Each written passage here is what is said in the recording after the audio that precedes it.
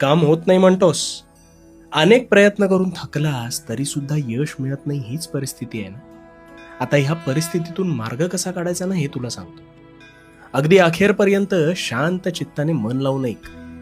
बऱ्याच वर्षांपूर्वी एकदा एका विद्वानाने दोन व्यक्तींची कष्टांची मानसिकता तपासण्यासाठी त्यांना जिथे काहीच मिळत नाही ना अशा एका छोट्याशा गावाजवळून साखर आणायला सांगितले. आता दोघे जण साखरेच्या शोधात निघाले. गावात समीप कोणतेच दुकान नव्हते. दोघं वेगवेगळ्या वाटेने वणवण फिरत असताना त्यातील एकाच्या डोक्यात कार्य सुरू केल्यापासूनच कदाचित हे शक्य होणार नाही अशी शंका डोकावत होती. तरीही फक्त मिळणाऱ्या पैशांच्या मोहापायी नकारात्मक विचार घेऊन तो वणवण भटकत होता. पण दुसरा मात्र खरा मेहनती होता. त्याने हेच कार्य आपल्याला काही केल्या मनापासून पार पाडायचे आहे, मग त्याचे परिणाम काहीही असले तरी प्रामाणिक कष्टातून कार्य संपन्न व्हावे म्हणून झटत होता आणि सकारात्मक मानसिकतेने वणवण भटकत होता. आणि काय तर जिद्द, चिकाटी आणि सोबतीला प्रामाणिक प्रयत्न या जोरावर ते म्हणतात ना, प्रयत्ने वाळूचे कण रगडतात तेलही गळे. ते अगदी खरंय.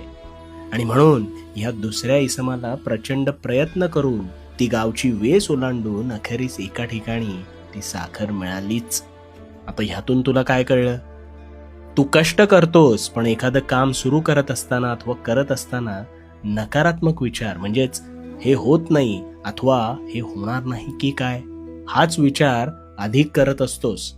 आणि या सृष्टीचा एक नियम आहे, जो विचार तू सर्वाधिक करतोस तिथेच तू आकर्षिला जातोस. आणि म्हणून तुझे कार्य संपन्न होत नाही.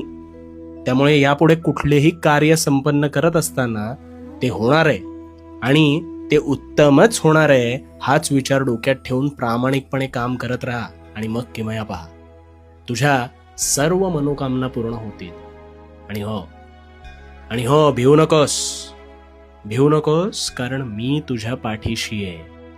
भिवू नकोस, मी तुझ्या पाठीशी आहे.